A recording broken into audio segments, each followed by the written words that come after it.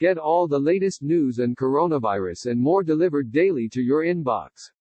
Sign up here. The Chinese Communist Party (CCP) has announced it is expelling several American journalists from The New York Times, The Washington Post and The Wall Street Journal. This move is emblematic of the CCP's long-standing abuse of foreign journalists and yet another calculated move to control news coming out of the country. For these reasons, I sent a letter to the Chinese ambassador to the U.S. strongly urging his leadership to reverse their decision. Most troubling is the timing of these expulsions. They come at the height of the coronavirus pandemic, when accurate reporting out of China is essential. COVID-19, the respiratory disease caused by the coronavirus, originated in Wuhan, China, and the first cases were reported December 8, 2019. The virus spread like wildfire while the CCP not only turned a blind eye, but actively attempted to hide the disease from its own people and from the world. Lawmakers call on WHO chief to retract pro-China comments on coronavirus. For example, after Dr. Li Wenliang attempted to warn his colleagues about the virus on December 30, the CCP detained him to silence and discredit him. He later died of COVID-19.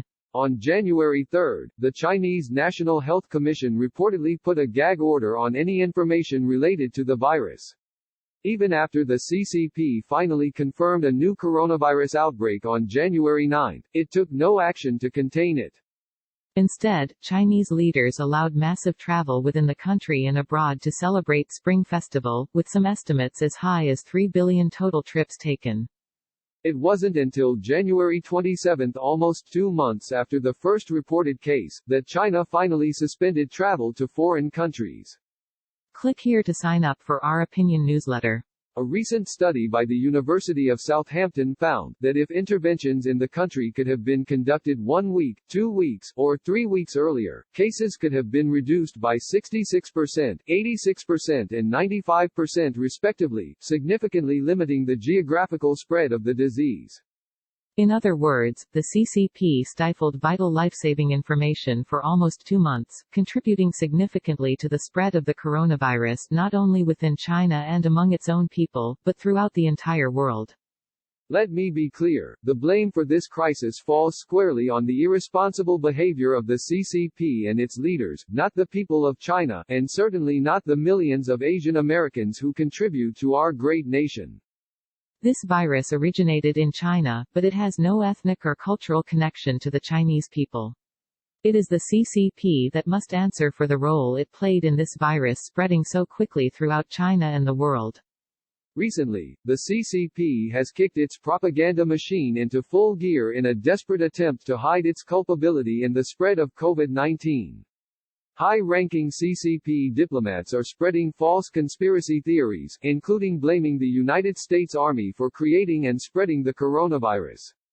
Late last week, a state-controlled media outlet reported our scientists were able to quickly develop a vaccine because the U.S. had this virus in their possession long ago.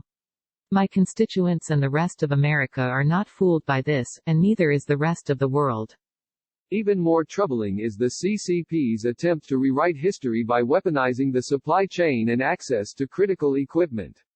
Shockingly, the party's state media has threatened to plunge the United States into a coronavirus hell by cutting off medical exports to our country.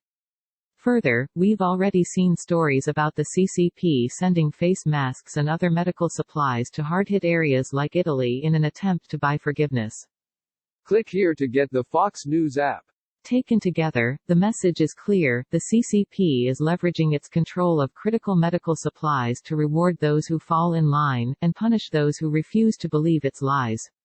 We have repeatedly called on the CCP to help us protect the health and safety of people around the globe by telling the truth about the origins of this crisis.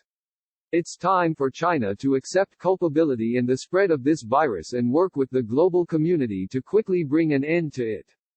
Expelling American journalists who are attempting to report the truth, and then lying about the origin on this virus, will only make this worse. Congress and the American people are watching. Click here to read more by Rep. Mike McCaul.